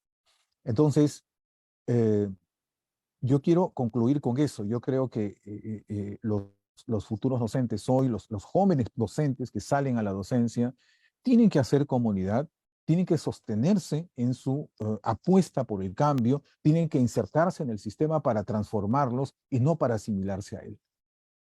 Va a ser una batalla dura, ¿sí? Pero quisiera decir, siéntanse acompañados, porque yo creo que nuestra responsabilidad, nosotros que somos mayores y que hemos estado luchando en las entrañas del monstruo por muchos años, tenemos la responsabilidad de acompañar la responsabilidad que ustedes van a asumir cuando entren al sistema. Pero bueno, yo creo que, como dice un proverbio japonés, es mejor caminar con esperanza, ¿no? que no tenerla. Bueno, muchas gracias. Muchas gracias, Luis, por tus valiosos comentarios desde tu conocimiento en ese tema que nos ocupa. A continuación vamos a pasar a la ronda de preguntas y quiero empezar con la de las estudiantes Sara Luna. Nos dice, para la consejera Julia, ¿qué papel ocupa la ESI, la educación sexual integral, en el PENALS del 2036? Me da la impresión que no está lo suficientemente desarrollado. Julia, ¿qué nos puedes decir al respecto? Bueno, en las instituciones educativas de educación básica regular, desde mi propia experiencia, se aborda no de la manera como nosotros quisiéramos, porque como señala Luis, existen muchos dragones, y esos dragones en las escuelas son los estereotipos, ¿no? Y todavía tenemos pues desde las instancias como el Congreso, situaciones que no permiten que se aborde, siendo importante, siendo necesario, ¿no? Con este tema de la educación de género, la educación sexual, que no se debe hablar, no se debe decir, tú te chocas con muchos padres, madres de familia, que no desean, y existen mecanismos por los cuales, como decía Luis, a veces el sistema te gana, ¿no? ¿Por qué? Están enseñando a mis hijos esto, denuncia. Ahí, entonces, no se puede abordar, pero sí se están haciendo esfuerzos desde el área de tutoría. Nosotros, después de la pandemia, hemos regresado muchas instituciones educativas precisamente para trabajar en este tema del soporte socioemocional. Porque ¿qué ha pasado en pandemia? Nuestras niñas, nuestras escolares, muchas ahora son madres adolescentes. Entonces, hay una necesidad de abordar, ¿no? Pero no se puede, no se permite, porque ahora, por ejemplo, los padres tienen que revisar los documentos, los libros que nosotros vamos a utilizar. En realidad, pues es un desafío para ustedes, estimados jóvenes que están formándose para ser los futuros docentes del país. Es un reto enorme. Lo que tú aprendes en las aulas universitarias, en realidad llegas al colegio, a la escuela, y chocas con una realidad bastante difícil, ¿no? Pero sí se están haciendo los esfuerzos para abordar el tema de género, sexualidad, el tema de empatías, etcétera, ¿no? Sí hay esfuerzos enormes. Muchas gracias, Julia. La siguiente pregunta va para Luis Guerrero. Nos dice, ¿cuáles deberían ser los ejes prioritarios en la formación de los docentes en las universidades a diferencia de la formación de una escuela superior o instituto pedagógico? Bueno, la reforma de la formación inicial docente ha estado dirigida precisamente para equilibrar las cosas. Se necesita una formación que pueda equilibrar la teoría, que pueda no solo equilibrar, sino integrar la teoría con la práctica, que ha estado absolutamente disociada en la tradición formativa de los profesores.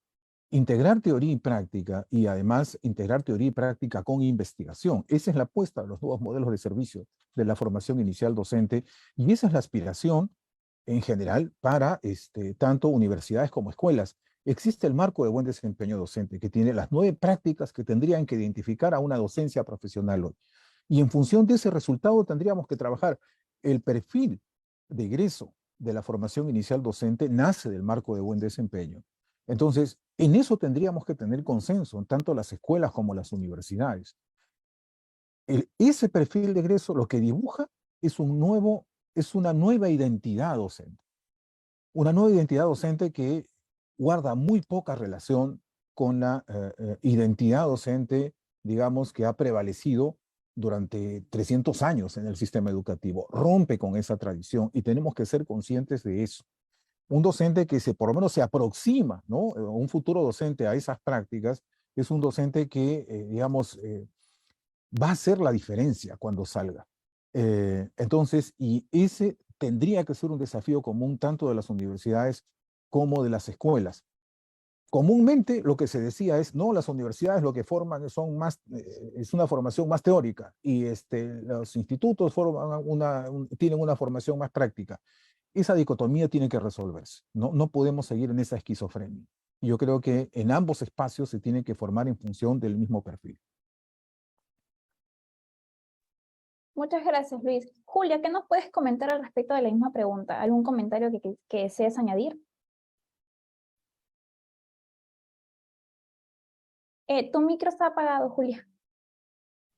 Bueno, decía, los perfiles son los que definen hacia dónde queremos nosotros llegar con la formación de nuestros docentes. Así como nosotros en la educación básica regular estamos desarrollando nuestro trabajo en función a un perfil de egresado. Entonces, yo creo de que tanto en la universidad como en los institutos lo que se debe incentivar es la investigación, el desarrollo. Lo que señalaba Luis, el desarrollo del pensamiento crítico, reflexivo, que estamos tratando de hacer en educación básica regular. No es fácil salir, digamos, de camisas de fuerza, como repetir, el crear, por ejemplo, es bien complicado. No sé, nosotros no podemos romper algunos esquemas y nos ha costado mucho lograr estudiantes innovadores. Y para tener estudiantes innovadores, para tener estudiantes investigadores, necesitamos tener maestros innovadores, necesitamos tener maestros investigadores, creativos, ¿no? Porque lo que aprende el docente tiene que enseñar al estudiante. Si yo quiero desarrollar pensamiento crítico, reflexivo, que relacione teoría y práctica, ese perfil tiene que tener el formador, tiene que tener el maestro.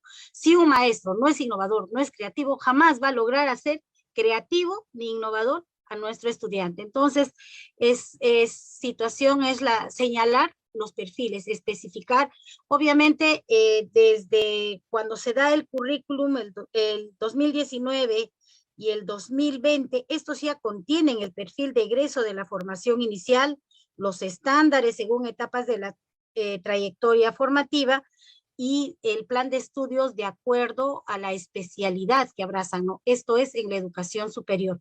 Nosotros como Mesa de Desarrollo Docente tenemos para el próximo año proyectado precisamente ahora trabajar en la formación inicial docente en las universidades, ¿no? Entonces, probablemente vamos a enriquecer nuestra mirada acerca de esta dicotomía que hoy existe todavía y efectivamente, ¿no?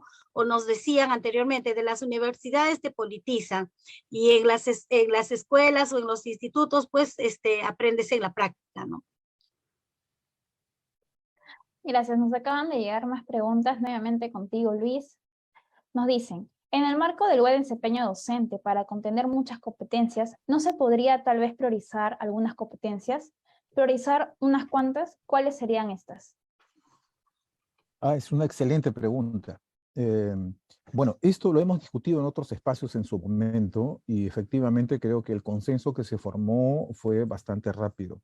De las 9 competencias, hay 3 que son centrales. ¿Saben por qué? Porque son las que hay que demostrar en el terreno, en la cancha, que son las competencias del dominio 2. Las otras competencias, las demás competencias son muy importantes, pero cuando estamos en el aula con los estudiantes, ahí es donde tenemos que demostrar, uno, que somos capaces de crear un clima de confianza y de interés por el aprendizaje lo suficientemente consistente como para que los estudiantes se comprometan en la experiencia de aprender por un largo periodo. En segundo lugar, tenemos que saber cómo crear oportunidades para que ellos no repitan, sino que aprendan a utilizar el conocimiento para enfrentar y resolver problemas del mundo real. Y en tercer lugar, tenemos que aprender a hacer de la evaluación una experiencia autoformativa, que el estudiante a lo largo del camino que va a empezar a recorrer para aprender, sea consciente de sus aciertos y errores, sea consciente de sus debilidades y sus fortalezas. Esas tres cosas, esas tres competencias, esas tres prácticas son centrales, ¿sí? Las demás ayudan y concurren, pero esas tres son fundamentales. Porque miren ustedes, una buena planificación es lo que siempre se ha dicho, ¿no? A mí yo me he encontrado en muchas ocasiones con colegas que me dicen, no, mira, acá lo central es la planificación, porque si tú haces una buena planificación, el resto es aplicar. Falso, falso. Los partidos no se ganan en la pizarra, y eso los entrenadores de fútbol lo saben. En la pizarra la táctica suena bonito, pero en la cancha las cosas son distintas, y por eso es que los entrenadores se paran al borde de la cancha y gritan los 90 minutos, porque si fuera solo a picar, una vez decidida la táctica, el entrenador se va a su casa y ya que los jugadores la apliquen y ganan el partido. Las cosas no son así. En ninguna profesión es así, ¿no? Entonces, las habilidades de interacción, que son las tres, son centrales, ¿sí? Y si habría que empezar por algo, yo creo que es por ahí. Perfecto. Julia, ¿hay algo que añadir? No, reiterar, ¿no? Porque el dominio 2, que es la enseñanza para los aprendizajes de los estudiantes, tiene 3 competencias y es precisamente donde tú ves al maestro en la cancha. Tú puedes haber planificado, puedes haber hecho un buen diseño, una buena sesión, una estrategia de aprendizaje, etcétera. Pero resulta que ese momento tienes al estudiante que le duele la cabeza, le duele la barriga y le pasa algo y todo lo planificado, ¿a dónde te lleva? Por eso, efectivamente coincidimos que la competencia 3, 4 y 5, que es el de crear el clima propicio para el aprendizaje, la conducción del mismo proceso de aprendizaje, teniendo en cuenta, digamos, conociendo a tu estudiante, sabiendo su realidad, su contexto, su problemática, y también ahí la evaluación del aprendizaje, ¿no? Es decir, ¿qué es cómo está aprendiendo? Porque esta evaluación desde el punto de vista formativo ya no es el que le evalúas al final digamos, de tu sesión. Tienes que evaluar de manera permanente, de modo que retroalimentándolo puedas lograr el aprendizaje deseado. Entonces, este dominio 2, bueno, ya se complementa pues con el dominio 3, que es la participación en la gestión de la escuela, el dominio 4, que es el desarrollo de la profesionalidad y la identidad docente.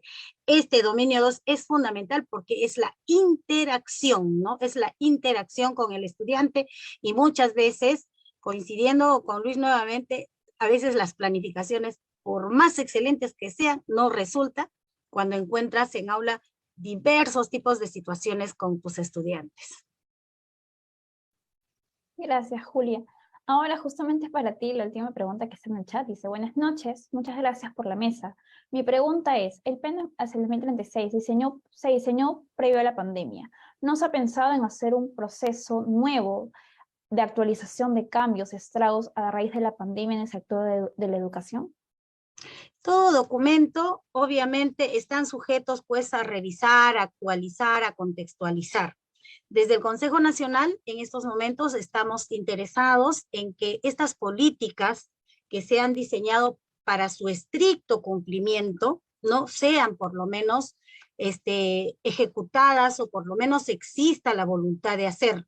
Estamos enfocados en, digamos, de este proyecto educativo nacional a contextualizarlo a un proyecto educativo regional. Lo que nosotros o lo que el proyecto educativo nacional señala, en realidad son cosas que incluso se han adelantado o se adecúan a este tiempo de pandemia, inclusive al de post-pandemia. Probablemente si existe la necesidad de poder reformular, obviamente que sí, pues se puede realizar, pero en líneas generales, lo que ahora nos interesa es que esto tenga, tal como lo señala el proyecto educativo nacional, tiene que ser de estricto cumplimiento, ¿no? Por todas las instancias descentralizadas de gobierno. Entonces, porque ¿quién va a estar en contra? ¿Qué podemos decir cuando nosotros señalamos, por ejemplo, que lo de vida ciudadana, que la educación debe contribuir a que nosotros convivamos de manera libre, justa? El tema de inclusión, el tema de equidad.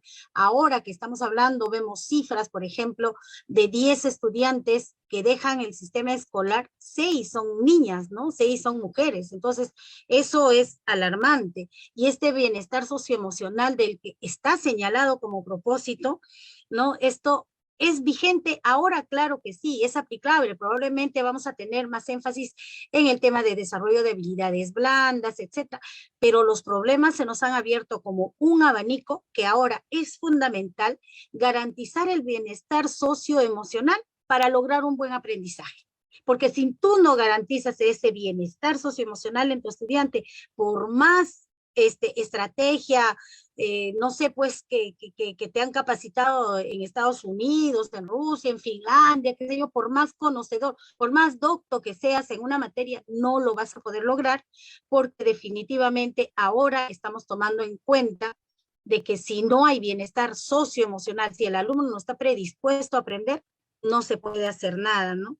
Y la habilitación de las personas, pues, para desempeñarnos productivamente, para desarrollar lo que el Proyecto Educativo Nacional señala, ¿no? El reto de la ciudadanía plena. Claro que, vuelvo a repetir, no hay documento que no se pueda revisar, que no se pueda adecuar. Muchas gracias, Julia. También agradecer a todas las personas que han hecho llegar sus preguntas por el chat. Por motivos de tiempo ya no podrán ser absueltas, pero sí de manera interna. De esta manera estamos llegando al final de nuestro evento, por lo cual nos queda nada más que agradecer a nuestros ponentes, así como al público asistente el día de hoy, y les invitamos al evento de mañana martes, que se titula Comunidades Aguajuya Xánica en Around, Cultura e Implicancias en la EIB, que contará con la participación de destacados especialistas en la cultura amazónica y en la EIB.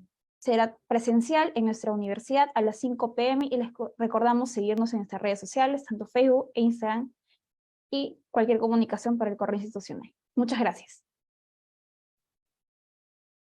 Gracias, gracias Julia, gracias Luis, gracias Novita. A ustedes las gracias nuevamente, muchas gracias. Gracias. Gracias también.